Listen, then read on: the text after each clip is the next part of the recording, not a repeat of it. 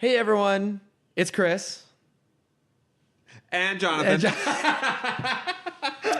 She's too busy scruffing over there to pay attention to what we're doing. I was trying to do something relative to the podcast. All right. Well, I insisted we do this episode on Queer Eye because I recently binge watched the entire thing, and me, despite being a heartless, emotionless automaton, was a quivering puddle of tears. It's Queer Eye through for this entire whose eye? For everyone's eye now, which I also love.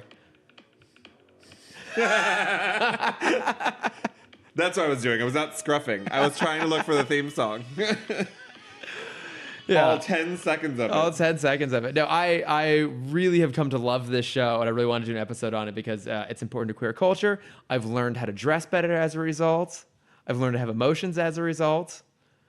You've learned how to take care of yourself as a result. I've learned that self-care is the most important care. Yeah, it's very important. But no, it's a fantastic show. Obviously, go watch it because you won't know what the fuck we're talking about before we get into it.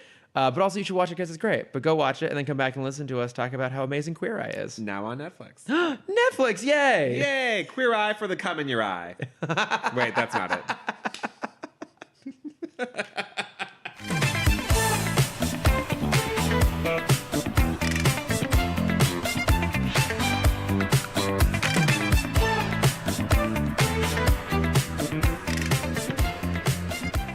Start to watch and one of the original episodes this morning. I couldn't get through it. Yeah, I was gonna say, did you at least try and watch one or two of them? Because I did look it up, and I was like, I can't do this. It's so dated. I know. Yeah, we'll get into it. TV from that era just doesn't hold up well. It just really doesn't. Especially hold up reality well. TV. Yeah, oh yeah. When you've seen the newer, better version, you're just like, I can't do this. This is terrible.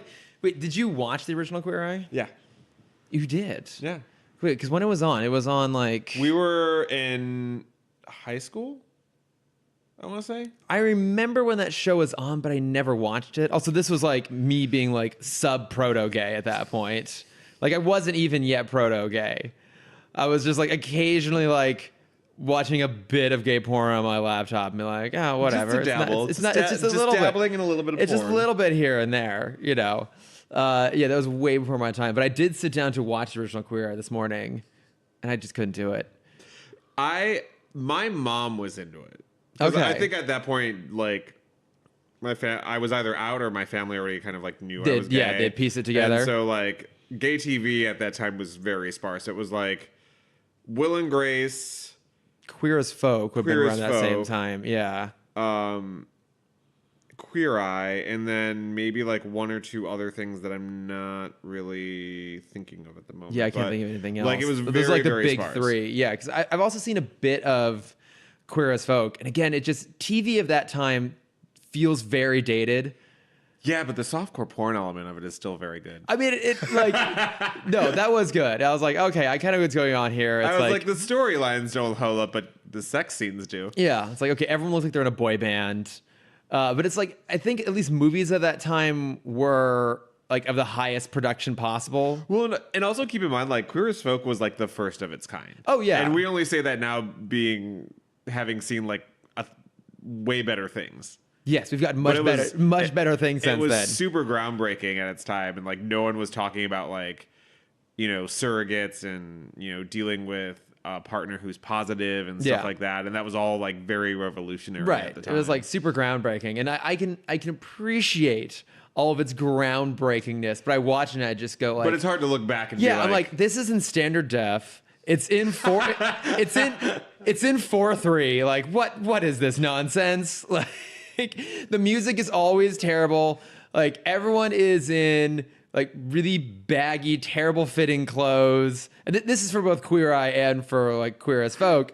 But I'm just watching this going, I just Carson can't. Kressley in the old Queer Eye has that terrible ponytail. Oh my God. I also found him really grating immediately.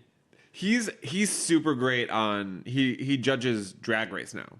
Okay, see, I can see that working and he's really... super good at that. I can see that working very, no very ponytail. well. Yeah. Well, but I also think I mean, does anyone look back at the early 2000s and ever go like, that was a good time for all of us? Like, it really wasn't. Like, no one looked good at that time. No one presented well. It's all terrible. Maybe it was that time period where like we were all just like getting into the 90s and everyone had assumed that the 2000s were going to be like super futuristic. So it was this weird thing of like trying to be like very ultra modern and also holding on to the 90s. What, like watching both Queer as Folk and the original Queer Eye just reminds me of the gas station scene in Zoolander. Okay. Like everyone in both, like, because they're all just like the most generically like now referred to as like CW handsome white people who look like the models from that scene. If I at least recall, at least in that scene, like there's some diversity thrown in there. Yeah. There was none of. But I think it's part of the problem too is that now with the new Queer Eye, it's just so much more polished.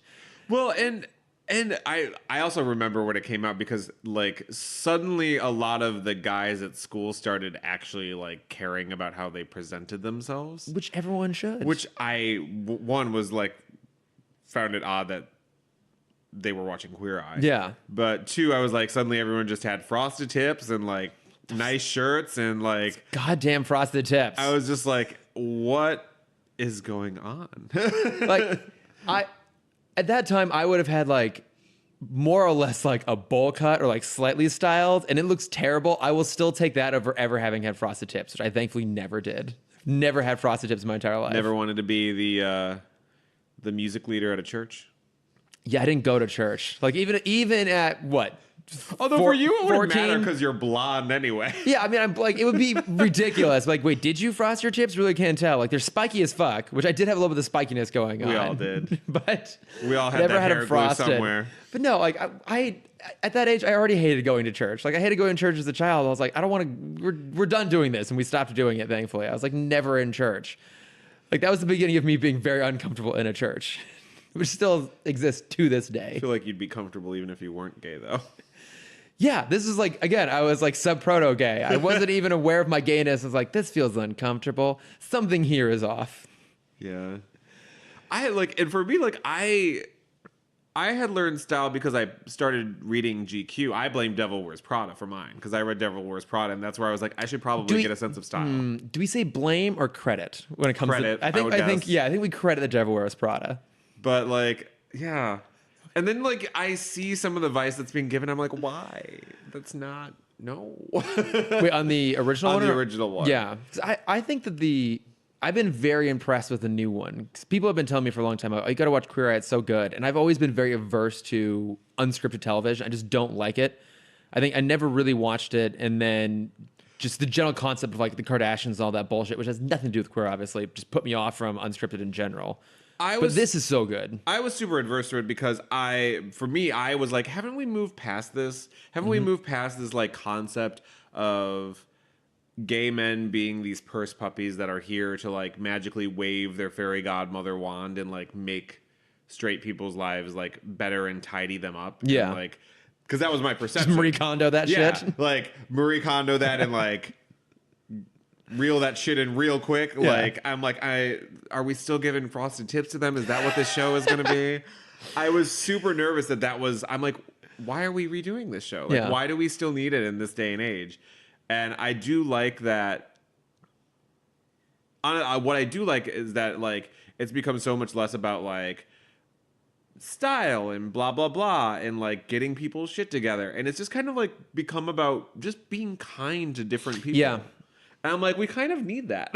Yeah, I think that's why I got into it so quickly, is it really is all about being very positive. Like, you look at the way Tan approaches doing stuff with fashion, and he's not there and like he'll play it up a little, like, oh my God, this is hideous, but the way he does it always comes off as like very, very like lovable and charming. But he's basically just going like, look, here's how we can dress you so you feel good about yourself. Like, here's how you can dress so that you're going to look in the mirror and think you look nice and to feel positive about yourself. And I like that mentality shift. And I just hate that fucking French tuck. I cannot stand it. Thank you. I can't do it either. It looks good on some people. I've tried it. I can't do it. I did it once out of curiosity. I'm like, it looks like I just got lazy halfway through tucking the rest of my shirt in. Yeah. Like, I don't know how you make it work. Like, a friend of mine can do it very well. I can't. I've tried. It just doesn't look good. I don't know if you have to have just very well fitted shirts. I don't know if you have to be just like very lean, and that's why it works? I don't know. I don't think so, because that's like, I don't think I look fat or anything. No. I'm just like, it looks, to me, it looks sloppy. It does, yeah. It does look just kind of sloppy. Yeah. But I mean, I've listened to like pretty much everything else. I now have this fantastic bomber jacket I'm wearing all the time. I have introduced more like patterned shirts into my wardrobe. I have these fantastic all white shoes, which are a bitch to keep clean. Honestly, I love them. The only person I listen to in that entire show is Jonathan Van Ness, because God, he's amazing. And the funny thing is, hilarious. That was sort of the thing that had gotten me to like kind of like perked me up when it came on, is because I recognized him because I had already been watching Game of Thrones for the longest time. I just watched the final season of Game of Thrones. Like, as I've been watching Game of Thrones, I've been watching it. It is fucking hilarious. Yeah. Also, who would have thought like Gabrielle Union, like MVP of that season of Game of Thrones, like they'd had full-on comedians on there. She comes on. It was the funniest one of all of them. Oh, it was so good. And she does the whole like "Bring It On" chant too, which I thought was amazing. Yes. I was like, I was not expecting this of you. Also, we need more Gabrielle Union. She has not aged since like 2003. Like, You've she is seen "Bring It On" though, right? Yes, I love Bring It On. It's Bring It On is a brilliant satire. Like, I mean, come on, the Rancho Carne Toros. Oh yeah, it's genius. And it is such a progressive feminist film. No, it is. It's unfortunately one of those films that has then become part of a franchise that just very quickly dissolved into self-parody. Yeah, and the original has gotten completely kind of like discredited and washed exactly away. Like, no one, like, people forget that, like, oh no, like that movie in of itself was like actually really, really genius and incredibly smart and very sharp and super topical, and then it just now it's like Bring It On 3 is just like more just stupid, banal cheerleader drama. Bring It On 4, been brought in on much harder. I'm like, what? Still bringing it. Wait, along those lines, have you ever seen what's the male cheerleading movie? Cameron's gonna hate me for totally blanking on the name right now. Isn't it like FU or something like that? Yeah, Fired Up. Fired Up. Have you seen Fired Up? No, I remember the advertisements. Honestly, genius, that movie. Like, it totally hangs on the chemistry of those two leads, but they are so fucking funny through it. Again, like, that's a movie that should be terrible. It is actually genius. Is it a bunch of gay jokes? I haven't watched it in a while. I don't remember it being... Because I felt like it was just going to be like super bad with guys trying to be like male cheerleaders. No, from what I remember about it, is it was much more kind of like a comment on toxic masculinity. I mean, I don't know if I'm applying like a modern filter to a movie that I haven't seen in years. But no, because like the whole concept is like two football players decide they're going to go to cheer camp instead of football camp so they can pick up women. And of course, like, they're successful at it, but then all the things you expect to happen. Like, one of them falls in love and all this other stuff. But just like the cast of characters around them is really funny. And I think it's at least directed, if not also written, by Will Gluck, who did Easy A. Oh, yeah. And the actress who plays the young Emma Stone in Easy A plays this like hilarious sister character in Fired Up. Oh, now I'm interested. We'll watch it. We'll watch it. We'll do an episode on it. We'll have Cameron guest. Our first straight guest. It's really fucking good. But no, like, so I think Jonathan Van Ness is such an interesting character on that show, though, because I remember before I watched the show, I would see photos of them at the Emmys. And he showed up at the Emmys and like his long hair, full on beard, and then basically like wearing like a dress. And I was like, who is this person? What's going on? It's just all kind of weird. And he's so much. At first, it seems like a lot, but then very quickly, like, oh, he's just so funny and fun and effervescent and energetic, and I adore him. Bravo on effervescent. Yes, right? Yes, I think it's a very good word. I know. Occasionally, I'm not a fuckhead. Yeah, it's like one of those words where you just pull it out and you're like, oh, wow. I'm glad you pointed it out. It'd be very ostentatious of me to do it myself. Yeah, it's not like me pulling out words like kerfluffle. Kerfuffle? Yeah. Just sounds like I have like a stroke mid-sentence. I mean, I love the word kerfuffle, though. I know, but people are like, what? It's an underused word. One of my also favorites is kludgy. Oh, wow. Yeah, which is kind of like a clusterfuck. It's like a little bit of a mess. It's kind of an old person term. My dad uses it a lot. I love it. I love a kludgy bring mess. it back. I'm bringing it back. You bring it back. Bring back the kludgy. I'm bringing back kludgy. Wait, so it was Jonathan that kind of brought you into the show first? Yeah, like I kept on seeing like people's statuses of like, oh my God, this show has me crying so hard. Like, it just touches my heart. They're not wrong. Which is Surprising for you to say. I know. We will get into that. I want to know, did you have a single tear? Yes, I cried in the classic Chris Lord fashion. One tear coming down my left cheek. And then we have to get to my hatred of Anthony. Which, God. Let's start with our love of Jonathan. How about that? Like, and that's always the thing that always kind of makes me nervous. And, you know, I don't know if this is like internalized homophobia or what, but like, because I know they were working in the South, and I see some of the places they go, and Jonathan is never shy about who he is. Yeah. But especially in the time, I'm like, not in the sense of like wanting to tone down. I'm like always nervous. I'm like, I hope he's okay, because like they go into some really red right-wing areas. They do. No, they absolutely do. And you know, one thing I noticed too is that the first 2 seasons, so the 2 Georgia seasons, he is like presenting not traditionally masculine, but like he doesn't have quite as much of a beard going on. He's not wearing heels and stuff. It wasn't until season 3 they really kind of like ramped him up a little bit. Heels. He's in heels in every episode. He's got the mustache twirl going on. It's like even more fabulous. And I was actually really happy to see that. Yeah. And you kind of feel like that was a very strategic play on their part, but I liked it because it was kind of establishing like, okay, we've gotten people unfamiliar with kind of queer culture accustomed to these guys. Now let's ramp it up a little bit. Well, I mean, for fun's sake, in the final episode of season 3, Tan's wearing a harness. I was like, what? Wait a minute.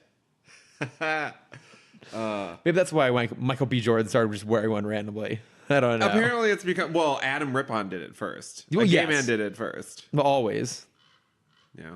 I would like to hear that Michael B. Jordan is gay, but, you know. Yeah, I don't think so. We can dream. I know. We can dream. We can dream. We can fantasize. But now it's becoming like a fashion thing. Which I roll. I kind of get, don't kind of get. I don't think it looks good over clothes. Again, that's another thing where I'm like, why over clothes? Yeah, over the clothes thing doesn't really work. Like, I feel like when Adam Rippon did it, it was kind of incorporated into his clothes a little bit. Yeah. It felt like it was actually part of an ensemble. At the time you see it, and you're just like, you're just wearing that over. That's a normal harness you're wearing over a sweater. I don't get it. I don't really get it when straight guys do it. That's a little bit weird for me. I just want to be like, do you know what that means? Yeah, it's like, are you aware of the implications? Obviously, Tan was fully aware of the implications when he did it. But I know some people who really don't like Jonathan. They find him really off-putting, and I'm sad for those people. They can't appreciate his majesty. I get it. I remember when I first discovered him for like Game of Thrones. Like, it took me a moment. I was like, wow, that's a lot. And then like I kept watching it, and I'm like, this is actually really funny. Yeah. But now I like am all about it. He's very disarming. I think that's what I like so much about him, is that he is so over the top, but he is really good, or at least he comes off as being really good about making people comfortable around him in what otherwise could be very uncomfortable situations because he's so much. Well, and I think he's also, it's part of like I think I've met queens like that who focus so much on themselves, but when he walks into a room, he's very much paying attention to other people in the room. Yeah. So it's like, look at how fabulous I'm just so good. Like, he's like talking to other people. Yeah. While just knowing he's fabulous. He kind of like, he's aware of the fact that he just draws an attention because of his personality, but then he immediately redirects it to somebody else, which then just makes him seem very, very likable. Because again, he could just be this total scene stealer, but he really is all about engaging with the people around him. And just all these sweet rednecks in Georgia, and I love it. And then he just walks everywhere with heels now. It's fantastic. I know. It's just, I love watching him interact with like the people's kids. Yes, those are my favorite moments. So cute with the kids. And I always think it's really funny when they go into like really blue collar areas, and like for instance the one, or and he has to do like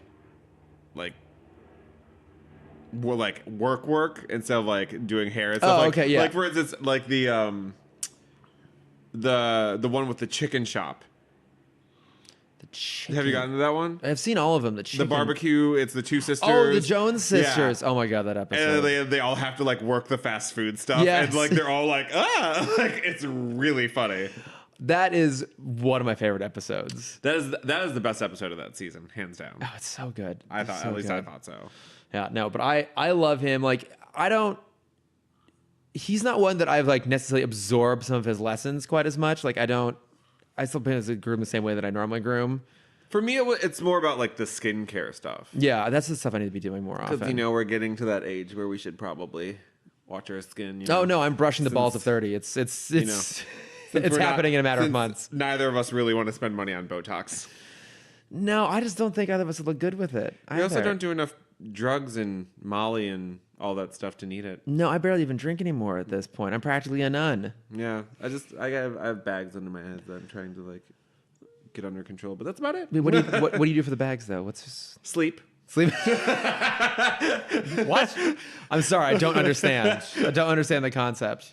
That or a good mask, or they got those other sort of mask-like things where they're just basically strips that you put under your eyes. Yeah. And it kind of just tightens up the skin. Oh, okay. My friend Tanner was saying like Preparation H apparently, like under the eyes, it's good for bags. I don't know if that's, I don't know if you want to do it the that. janky ass way.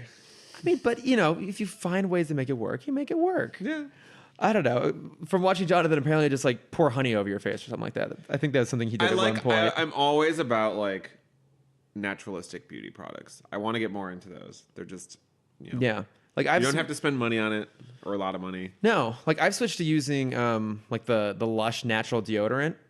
Yeah, I have really gotten into natural deodorant lately. It's really good. Actually, I used to, when I was a teenager, like growing up and stuff, I always had this problem where I wouldn't be hot, but I would like just get these giant pit stains. Oh, same. Absolutely and I would same. be like, I don't know why. And so we would try like the clinical kind. We would try 50 different kinds. And then I started pulling away. I like read something on like aluminum and yeah, you want to avoid the deodorant. aluminum. And so I was pulling away from that, and I found this brand called Everyman. They're not paying us. This is the brand I like, and I like the scents and stuff. And then I didn't realize, I was like, oh, this stuff works really well. And I looked at it, and it's all 100% natural. Yeah, and it was like, oh, and it's so much more under control that way. Like I've also heard you could use lime for deodorant. Really? Mm-hmm. Oh, like cut up a lime and then. Oh, I might try that at some point, just out of curiosity. But I think the problem is I would always smell like a margarita, and that's dangerous for me. It's very dangerous. Just put it on your body and then put it in your margarita. Right. And then there's some salting too. It's all bad. But yeah, I use the Lush natural stuff, and it's like $15 for a bar, but that bar will last me for months. Yeah. And it's like my shirts aren't stained anymore, and like I feel like I'm not getting like the pools under my armpits the way I used to. And that, I mean, again, that's something they've ever talked about in that show. There's something we just do, but it works really fucking well. I think like the more natural stuff you can do, just the better off you're going to be. Because like, what a shock! Our bodies don't react well to all these weird fucking chemicals we put over ourselves all the time. They work well to the natural order of things. Yeah, it's so much better than that. But that's as far as I'll go. I'm not going vegan. You know what? Is there such a thing as vegan curious? Can we call that a thing? Like, well, okay, part of it too is that at my old job, I was having to do a shitload of research on like agriculture and farming and the production of chickens and stuff. And just like the data that I've read and the videos that I've seen, the photos I've seen are like whole food industry on like the animal side of things is so fucking horrible. It was enough for me to like consider what it would be like to have that in my diet, like maybe to try and shift away from that. Or like I will now, if there is a good vegetarian option, I will go for it. Like I've been eating a lot more Impossible Burgers recently because they're really, really good. And also too much red meat's not a good thing necessarily. I'm also allergic to certain types of soy. So same. Yeah, exactly. That's where I run into a problem. Which is slightly problematic. Anyway. Yeah. Also, I'm loving that, like, it's a holiday week. Like, it's a holiday Monday. Why is there a garbage truck outside my window right now? Yeah, I thought they get paid to, like... I mean, you know what? Good on them. They're getting holiday hours. Yep. Good for them. That's great. Yeah, I haven't really incorporated a lot of Jonathan's stuff necessarily. I think mostly it's been in my wardrobe that I've been trying to make some changes. You go to Billabong a lot now? The Billabong? Isn't that where he goes? What is it? Bonobos? Bonobos? Billabong? No, that was that was young Chris. That would have been one young Chris. That also would have been like old queer, like, all right, we're going to take you down to PacSun and we're going to find you some fresh threads. Like, no, I'm not wearing Billabong, okay? I haven't owned a Billabong swimsuit in a long time. I don't wear logo tees. Bonobos? Bonobos, like the monkey, like the super horny monkey, bonobos.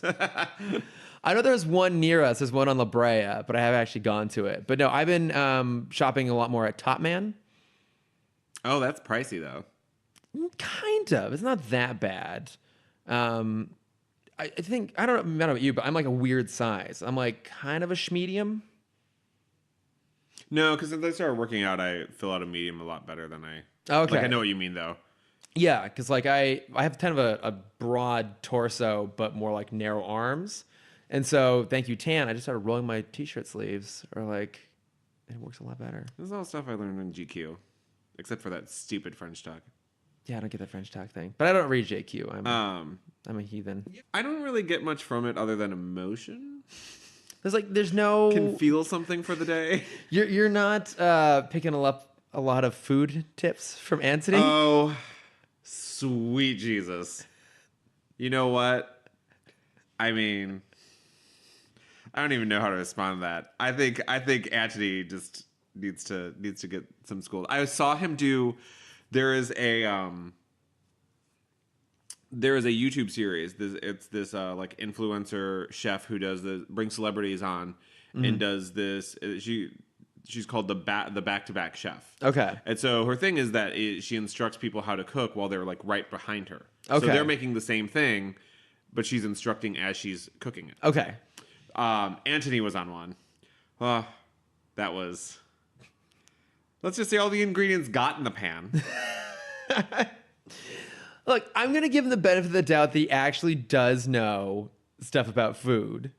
I think he was at his worst in season 1 when pretty much all he ever did was suggest avocados. He knows how to mix some nuts to make a lovely little cocktail hour thing. That was the worst one. I was like, actually, it's literally just nuts. I thought the worst one was the one at the end where he's like, you know what I like to do at the end of a nice dinner party? Bring out some coffee. It's a subtle way to let your friends know that it's the end. I'm like, everyone does that, Antony. His queer eye tip. Everyone does that. I'm going to give him the credit and say that wasn't his suggestion to do that segment. It's probably because he didn't know much to give as tips. So they were like, please do something. I feel like they have shifted away from having him make as much stuff. I don't know. Like, what I think is interesting is a lot of stuff now. He like asks him like, what do you like to make? What do you want to make? Or like, what was like a dish you grew up with? And I'll help you like learn how to do that better. Like, I think they seem to have absorbed some input from what they call their heroes a little bit more, which I think is helpful. Because otherwise it's just like, here's some avocado. They definitely, at the end of it, like basically stopped being shy of the fact that he does not know how to fully cook these like giant meals that he said he did in the first season. And my favorite thing is he'd be like, yeah, we're going to make like filet mignon. And he would be like, first you prepare it like this. And would like, the camera would cut away and then come back. He's like, and it's all finished. And we'll just show him taking it out of the oven. I'm like, where's the rest of the cooking? Well, so I agree with you. I agree with all these things, but I will say that I think part of the reason why his segment often feels like the least useful is you can't really get anything from just looking at someone who has food made, right? Like you can actually get some grooming tips from Jonathan because he's like, you see what he does in terms of how he cuts people's hair, what he does in terms of beards. With Tan, you see the fashion changes, the house or the whatever dwelling they're in. You see the structural changes. You know, you can pick up what Karamos telling them in terms of how to like adjust their life and their focus, their mentality. Like all those things you can glean something from. The only way you can really learn how to cook is to actually fucking do it. Like Antony's just their eye candy. He kind of is. And look, he is pretty and he's very sweet. I mean, he's definitely on the top of my list. Which we'll get to. We're gonna have a segment on that later. But I'm going to give him the benefit of the doubt that I think food is the hardest one to actually really get something from. I see that. Yeah. I think there are like, honestly, I think that would be better is like not showing them how to cook stuff. But one of the things I always find useful and I love is like, I am a huge MasterChef fan because like it's all home cooks and Gordon Ramsay like will be like, you're all making this lobster dish. And before we'll bring them up and we'll show them how to properly like cut up a lobster.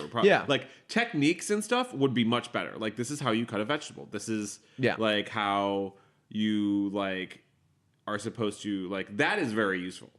Because like even if you can't cook the thing, like I find that like basic kitchen skills escape so many people. No, and I completely agree. Like I was actually talking with my brother and my sister-in-law this weekend about this because she's been watching the show and she absolutely loves it. And so we were talking about how great it is. But she was saying that a lot of these cooking shows, they're just teaching you how to do a recipe. But my brother even acknowledged like most people don't know how to do the really basic stuff. Yeah. And I'm watching Queer Eye, I'm thinking what would actually be useful is don't teach them how to make like one appetizer they can make like twice. Then everyone's like, oh, do you have anything they're else? Gonna bring that date. Every date that comes home, they're gonna make that one meal. That's all they got. And then one time, one of them will be friends. They're gonna be like, "Oh, did he make the like avocado toast for you too?" Yeah. Yeah. How'd you know? That's all you got. Yeah. It's like, look, I think everyone's capable of making like one fancy dish. I've talked about this before. I can make a really good chicken piccata. I can make a really good Bailey's creme brulee. Those are both impressive things. The rest of my cooking skills are pretty shit. Like, I think what would be far more useful is to teach people how to do a lot of the basic stuff. It's like, for people who are struggling to eat healthy, here's how to shop for good, healthy stuff. Like, here's the things you should be buying that are better choices. And on a budget, too. On a budget, yeah. It's like, here's where to go to get the good stuff you need. Here's, like, the way to, like, stretch, like, nutritional value of what you're eating. Here's how to do meal prep. Like, here we go, Anthony. We've fixed your entire segment. Yeah. I mean, and look, and again, it's not entirely his fault. Part of this is the story producers. But it's like, but also at the same time, teaching like every week teaching them how to do meal prep isn't very like visually interesting. Like they still want to have something that like looks good on a plate, and that's but it helps though too, because like half these people are like, I'm just too busy to cook, so it's all microwave shit. Like it's like no, like actually like learning to do like meal prep that's quick and easy, and yeah, that's like the most valuable thing you can be teaching them to do. It's like for every other segment, it's here are ways to fit these better habits into your life, and for cooking, it's like, here's a thing you can make twice, basically. Yeah. So he's I think hamstrung a little bit by having the most difficult segment. I think they keep him on for the eye candy, but they're still trying to figure out what exactly to do with him. Yeah, and he gets he's funny sometimes.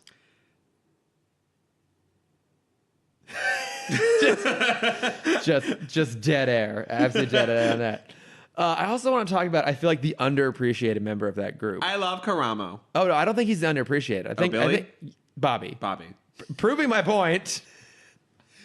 But see, the only thing is like, I think Bobby does, pun intended, the heavy lifting of the entire show.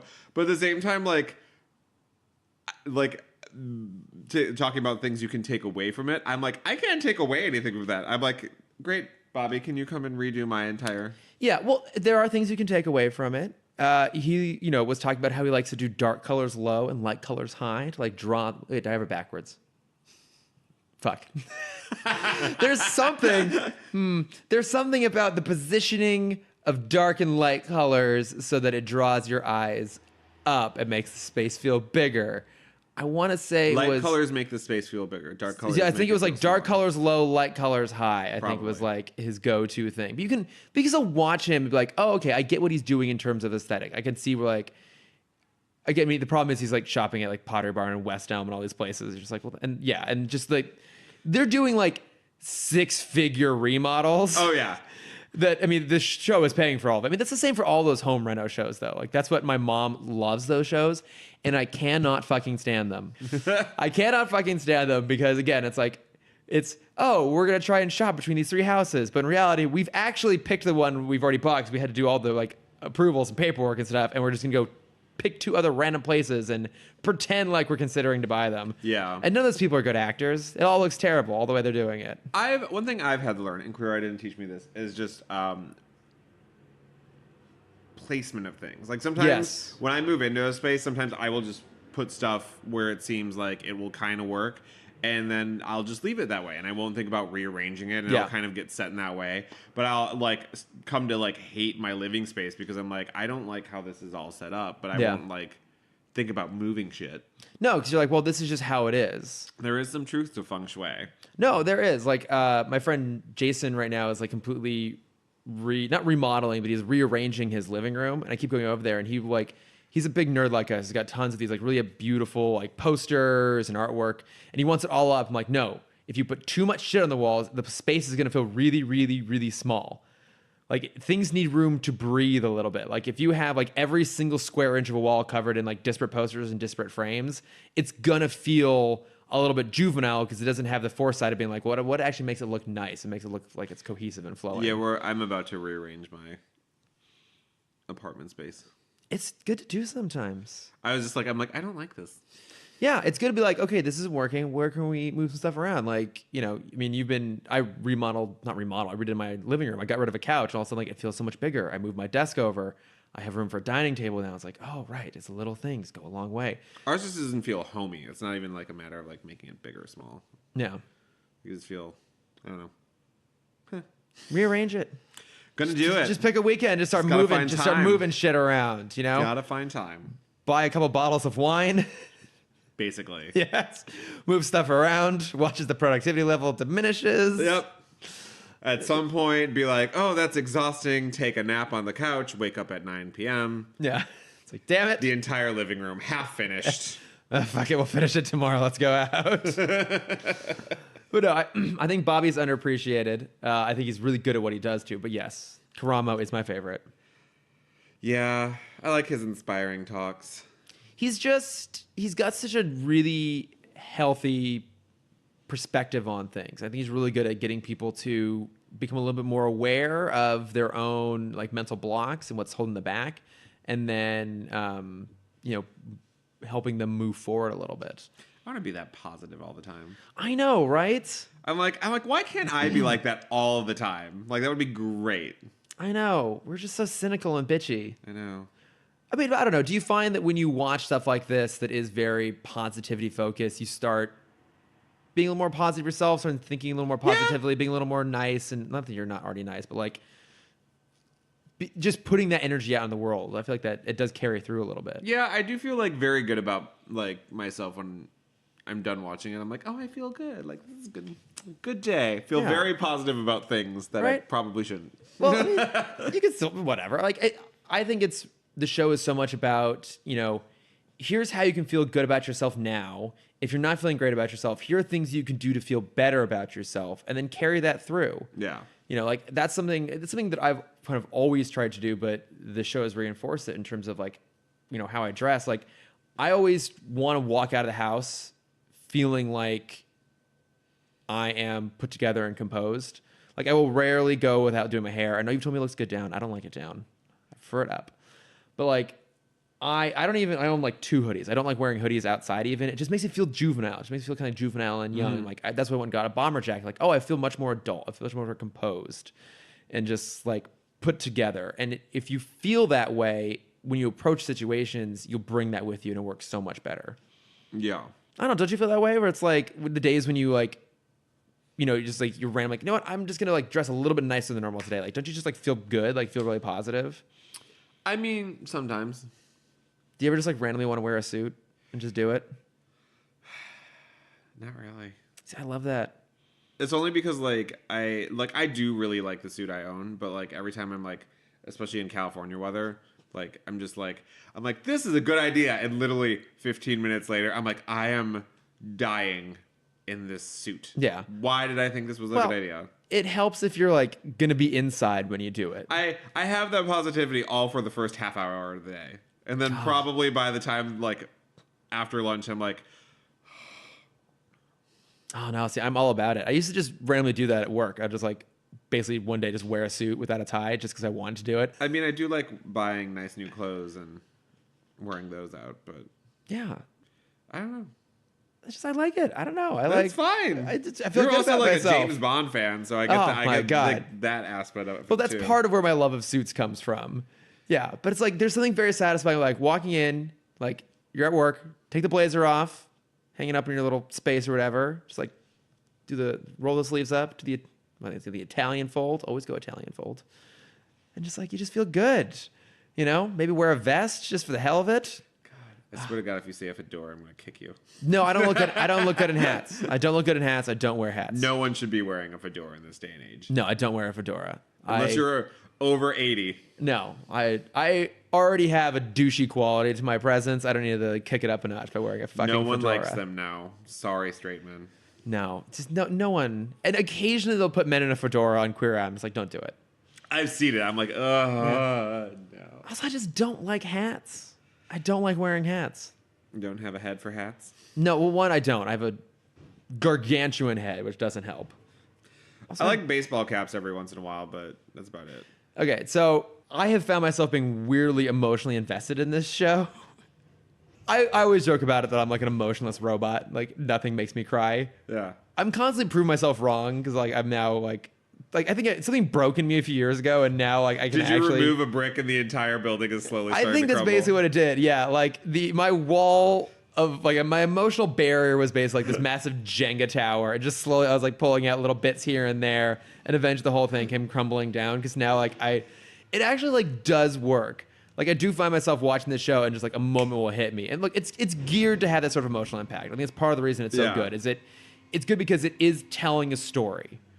It's telling a story. It's getting you emotionally invested in the people that they're helping. You want them to succeed. You want them to do better. With shows like this, I'm always like, I want to see like the 6 months later. I agree with that. I'm always curious to see how much this actually carries through. Yeah. Like, great, they're keeping it up now, and they might do it for like a week, but like, put us in 6 months later when there's been some time. Yeah, do people actually still follow through on these things? Yeah. Yeah, you get the sense that you can kind of tell the ones that will probably keep doing this stuff and the ones that won't. Yeah. A little bit. I think it kind of depends on just like how deep of an emotional hole they dug themselves in before the crew shows up, or like Yeah. what's their emotional hook. Like, I mean, some of them it's like, you know, the guy who didn't graduate from college and has been lying about it. And you're like, his lifestyle's really not going to change. And then you see other ones where it's really about them trying to do something for somebody else. They're doing it for their family, for a loved one. Like, oh, I think they'll actually carry this through a little bit. I think it's it's like the church episode, and then with like the barbecue restaurant. I know the church episode is the best one. Yeah, so I basically listed all the episodes that I had some sort of like emotional event. Monitoring your emotional response. They're an event because they are still fairly rare. But of course, God Bless Gay. That episode just fucking wrecked me. Like when like Bobby is opening up about how he had to turn his back on religion because it wasn't there for him. And like, look, I'm sure the producers like, okay, when we get to the church, don't go inside because that'll be like this really like intense emotional moment. But even if it was like manufactured, it fucking worked on me. I was like, poor Bobby, he won't go inside because he hates church so much. I mean, I think it's a feeling a lot of gay people can relate to. I don't know if I've never been that kind of person where I'm like, I'm not going to step inside a church again. But Yeah. I'm like, I will be the one that sits in the back. I'm like, great, enjoy yourselves. And they're like, come on, get in. I'm like, no. Yeah. It's like, we're doing communion. I'm good. Yeah. I'm good. I brought my Pass own. the wine back. Yeah, exactly. When you're done. Also, those crackers, weirdly delicious. Yeah. They shouldn't be that good. They shouldn't. They really shouldn't. No. I don't know why. Or maybe it's just Every time I took communion, I always left it being like, can I have more, please? Yeah, can I get a little bit more of that? Because most of the time, we didn't eat breakfast till after church. So I was starving. I think that's exactly it, though. I don't think the crackers, the wafers, whatever the fuck you want to call them, or the wine is that good. It's that moment you're just so desperate for like any sort of like sustenance. You're like, this is basically like a torn off piece of cardboard dipped in some like mildly fermented grape juice, but it's the greatest thing I've ever had. The Manischewitz. Yeah, exactly. Because I've been sitting here for like 2 fucking hours and I want to be done with this. I seriously hope that like Catholic churches and stuff get Manischewitz because it basically is that. Yeah. Oh, Manischewitz. Oh, Manischewitz. But no, like some of these episodes like really, really got me. I wrote them down here. To Gay or Not to Gay. Is that the trans one? No, that's the one with the guy who hadn't come out yet to his stepmom. The guy who was like, the super nerdy guy who was jacked as fuck. Oh, yeah. And who had like a harness, and they're like, oh, she's got a kinky side to her. Yeah, and it's like, oh my God, like just don't even wear it. Like your wardrobe just shouldn't include shirts anymore. Yeah. It's so ripped. Oh. I know. Those unsuspecting bastards. You're just like, you look at them like, oh, they're probably in nice shape. It's like Cheaty on Good Place. You're just like, my God, man, look at that chest. Where has that been? Lose Looking those all turtlenecks. scrawny Yeah. with those oversized shirts. I know, right? No, but like that one definitely did it for me. The episode's called Camp Rules, but it's the one with the family. I'm pretty sure this is one with the family. They had 4 kids, I want to say, and the husband and wife never had a proper wedding. Yeah, that one was That one really cute. got me. 'Cause I think that was the one where the husband had a whole bunch of his like father had passed away, a whole bunch of his clothes still.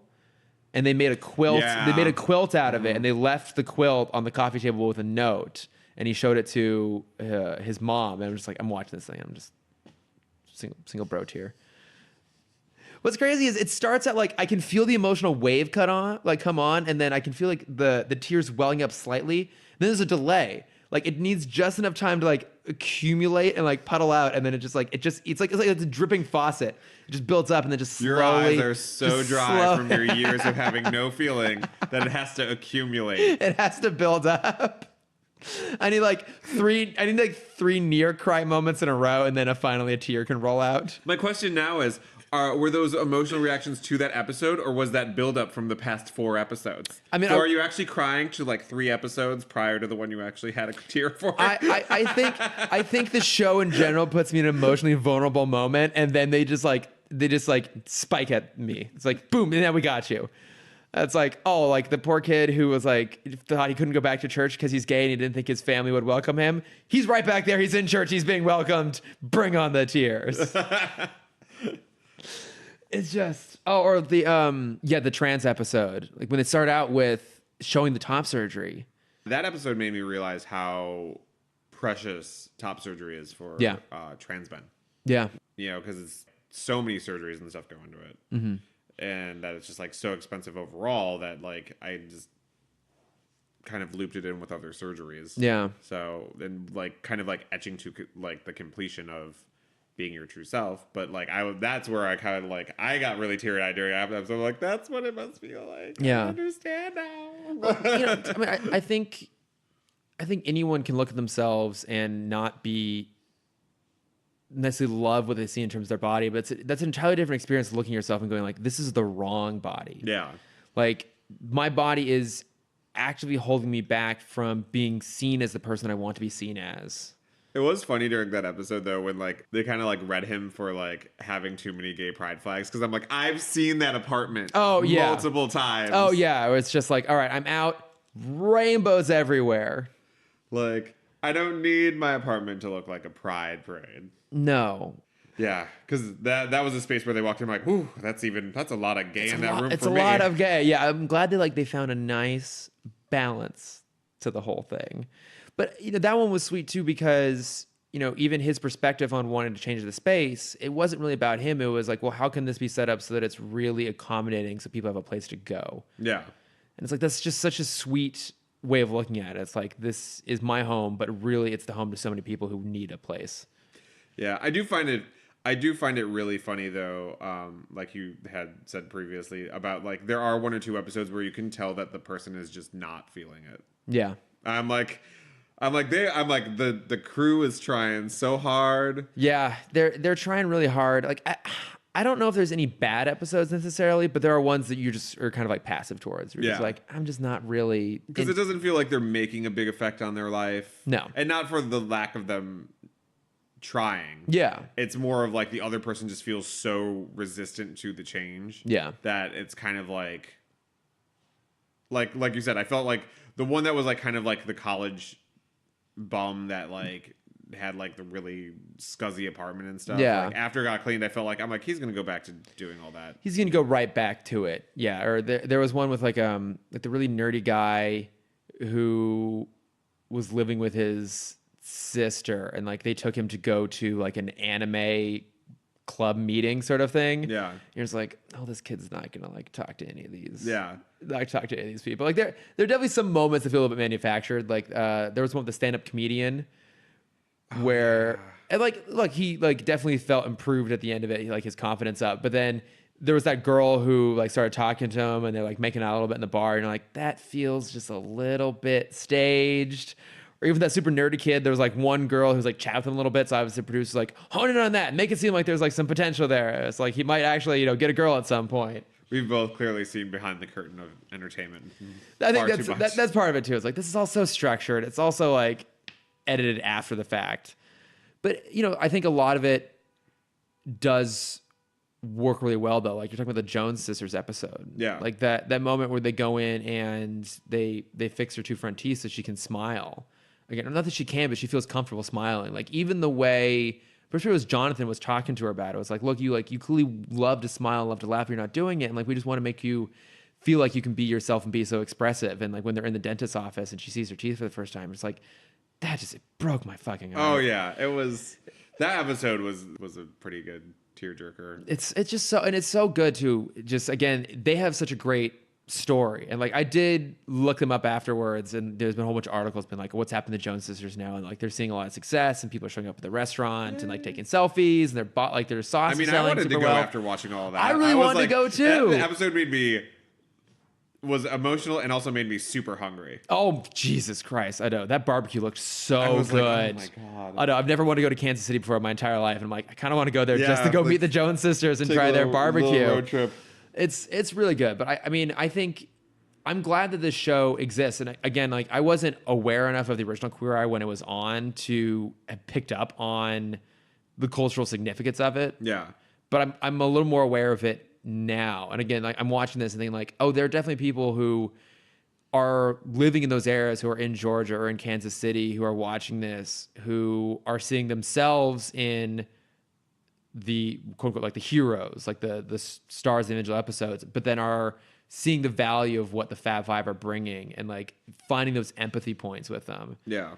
It's like I was super excited. Like again, like I said, my sister-in-law had been watching the show. We were talking about a whole bunch, and I want to I keep trying to get my parents to watch more gay stuff, and it's not happening. I will tell you, it is an uphill battle, but you will find that one thing, and it'll be something that you're not really like. It'll catch you off guard. Yeah, I know. They'll find it at some point. There's always I always find there's something that ends up clicking at a certain point. Yeah, and for my mom, it was that her friend's son was going to be on Drag Race.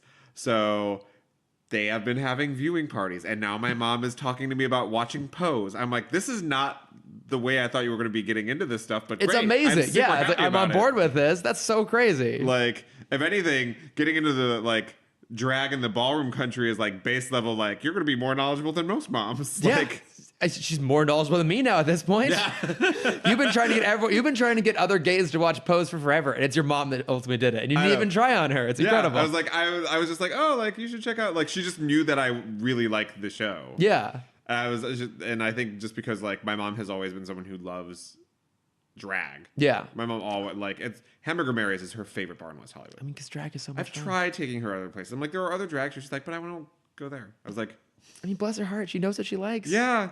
And I guess the difference is that when you're at the Abbey and stuff, you don't see the drag queens roll in half in drag. Yeah. With their suitcase. Right. Which is what my mom, for whatever reason, loves seeing. It's the peek behind the curtain. Yeah. She's so excited about it. It's I want to see them in their normal element. What's the transformation look like? Yeah. What's that half done? Yeah. I want to see it partially deconstructed. And it's funny just getting text messages about updates on her thoughts about RuPaul's Drag Race. Really? Yeah. Oh my God. It's conversations I've never had with her. Yeah. So just hearing her kind of politely talk about how one of the queens is a giant bitch.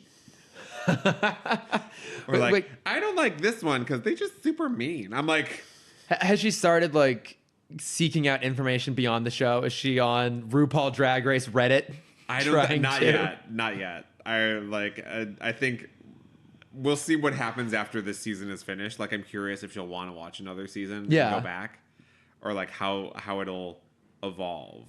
Where it goes to next. Yeah.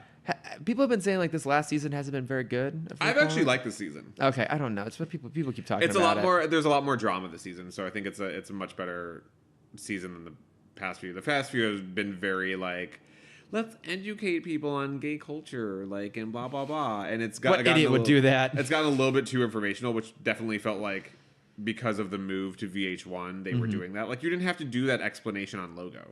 Yeah, Logo was a gay network. They knew who their audience was already. So right. With VH1, they had all these moments where the queens are so and so. We hear you're positive. What was that like? And it's clearly a line that it's been fed to them, and it's just kind of goes through this whole thing. I'm like, okay, we get it. Other people who watch VH1 may not get it. Right. Let's stir up some shit here. But now I think they've gotten past that a little bit now. Okay. So the drama has ensued this season, which has been a nice change of pace. I keep saying I'll sit down. I think queen-wise, it's a little... Drama-wise, it's great. I think as far as the kind of diversity of like the types of queens and looks and stuff, it's a little bit bland. Okay. Well, I will admit that... A lot of pageant girls this season. Okay. I will admit that because of Queer Eye, I'm more open now to unscripted TV. Like, I found myself missing it when I went away from it. Like, I would go and watch something narrative, and I'd just be like, I don't really want to deal with like the baggage of the narrative right now. I just kind of want to watch something that I'm emotionally invested in and find entertaining. So I started watching a little bit of comedians in cars getting coffee, which is a very different beast, but I still like it because when it's cars, and I just do love cars. And Jerry Seinfeld's got all them cars. Well, I mean, all the ones in the show aren't even his. They're just, yeah, that's right. He borrows them. Says he borrows. He them. like borrows and rents them and that sort of stuff. But I mean, what I like about it though, it's like it's involved cars, which is great. But you know, it's just two people having a conversation. It's basically a visual podcast, more or less. Yeah. And we know me, I love my podcasts. But I'm now more open to it. So maybe when the next season of Drag Race starts, I'll actually try. There's some good gay reality TV, such as Drag Race for one. I tried to watch they did the gay version of The Bachelor. Oh yeah, that was okay. What's the other one I watched? I don't remember. Yeah, but I'm more open to this. It's funny because RuPaul's Drag Race has like such a presence that some of the other ones I watch I don't even think about. Yeah, they're that much more background for you. Yeah. It's just stuff that I put on like because I'm cleaning or just you just want something on in the background. Yeah. So before we end here, I do want to play a game. I want to play a game. So the classic game, whenever you're trying to like evaluate a group of people, is fuck, marry, kill.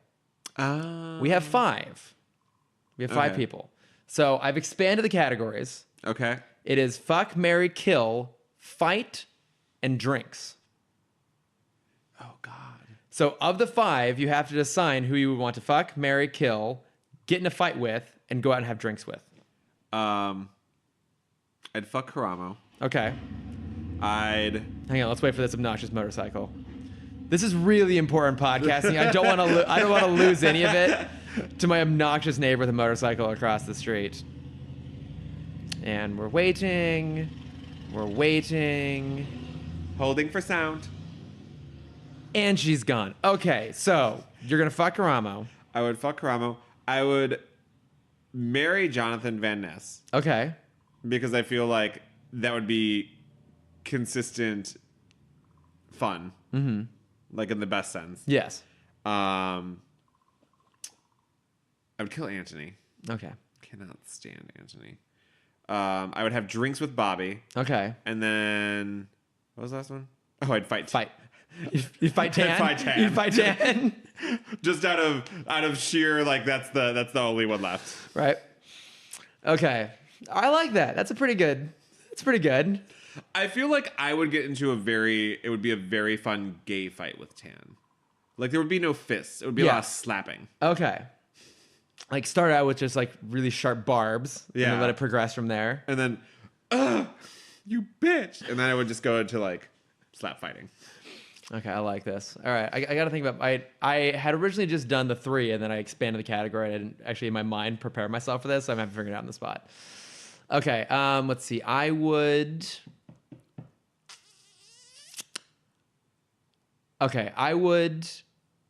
fuck Jonathan. Oh. He's not really my type, but I feel like there'd be a great story there. Yeah, I feel like it would be fun though. I think it'd be very fun. And a really good story would come out of it. I feel like I'd be laughing a lot through the whole thing, and I do love some laughter in the boudoir. So I'd fuck Jonathan. I would marry Tan. Really? Yes. Oh wait. Yeah. I'd marry Tan. I really like Tan. Marry Tan. I hate to be a cliche, but I probably would kill Anthony.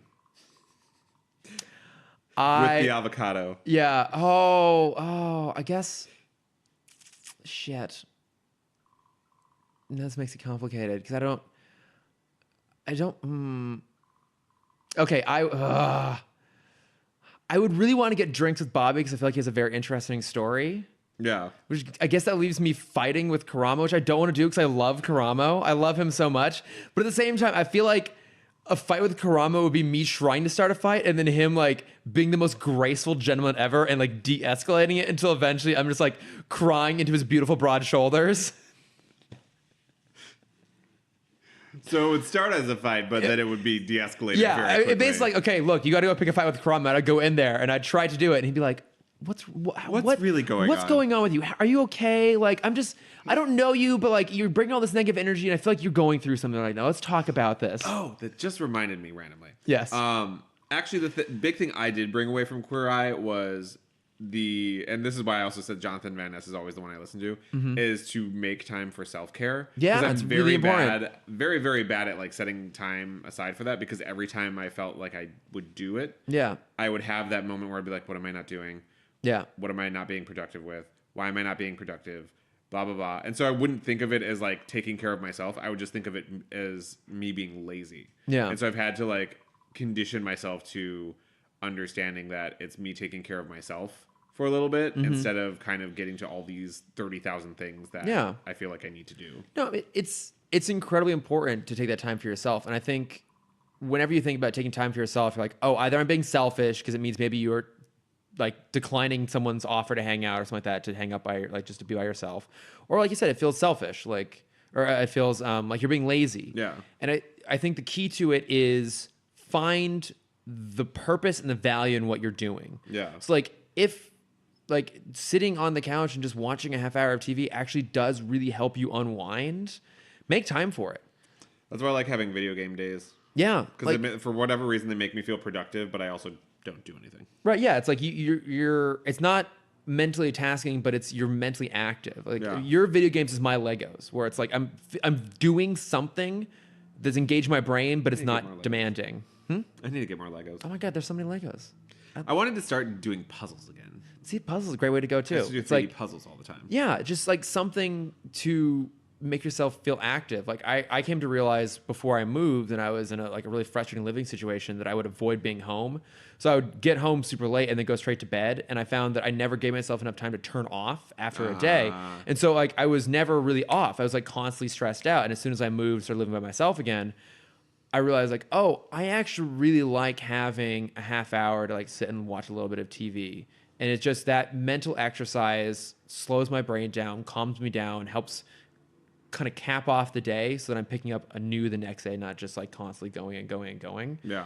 And I mean, that means that I will like leave dinner or drinks a little bit earlier, or I might like turn down something if it means I'm going to be up super late, because I definitely want to have that time. And like, yeah, it's really, you're absolutely right. Like that idea of self-care, doing something for yourself to make yourself feel better is very valuable. And people just don't do it. Yeah. It's a great show. It's good. It does so many nice things for so many people. It's the gift that keeps on giving. I know. I want a new season. I want a new season now. Isn't it funny on Netflix? It's always the things that you like the most that they take the longest to make. But here we are on like season 20 of this other show that no one gives a shit about. I know. I just hope it keeps going for a while. I'm sure it will. They'll milk it for a while. Yeah, one hopes. Yeah. It seemed like the last few episodes that they're running out of people in that state, so I feel like they're going to have to move locations. Because they did 2 seasons in Kansas or in Georgia. They did 1 season in Missouri. Yeah. So maybe they'll do 1 more in Missouri and then move on to another location. Because it feels like that's what ends up happening, is that they kind of end up milking a certain area until like I can tell that some of the stories are a little bit of a stretch. Yeah. I'm like, okay. Yeah, it's like they need to recover their costs basically on moving production to a location, like setting up a whole new space. Yeah. And then be there long enough to make it worthwhile, but then also not like overstay their welcome and just start retreading the same stuff. Yeah. It's a great show. Okay, so what's the next gay reality TV show I should be watching after Queer Eye? Other than RuPaul's Drag Race? I mean, if that's the best answer, that's the best answer. If you have another answer, that'd be great. But if not, we can accept RuPaul's Drag Race. That's the best answer I have off the top of my head. The only other thing I've been watching that's only gay because I like the men's is in it is The Men's is in it? The men's is I have this weird soft spot for anything Jersey Shore related, so I've been watching Double Shot of Love with Vinny G and Sorry, Pauly D. you're watching this because you like the Menses in it? Yes. I like those two specifically. I was not like a Situation fan. What? I don't know, girl. Watch a Real Housewives of New York. Get some Nene Leakes in your life. I refuse. I feel like Drag Race my stepping stone to Real Housewives, and even then, I feel like I don't think I can will do always it. say Drag Race because you're such a fan of drag that I'm know. like, you need to at least watch it. I will watch it. I'm making this vow now. When the new season starts, I will watch it. Yay! When's the season end? Probably, I think this coming week is the finale. And then how long for the next one? I feel like they're just constantly turning these things like out at this point. winter. Okay, good. So yeah, because it doesn't come back until like the way they've been doing it, they've been doing All Stars in like around a little bit after Christmas, and then Okay. it goes through like January all the way until like now. Oh, so the next season will be an All-Star season? I think so. Maybe they might damn it. change it up. Who knows? Okay, because I feel like it'd be better to not start an All-Star season because I won't know any of these Yeah, bitches. you won't know any of them. Well, I'm going to go in. I've made the promise. I'm going to go in not knowing what the hell is happening. Be so fucking frustrated. It's going to be great. Look forward to an episode on that. Super excited.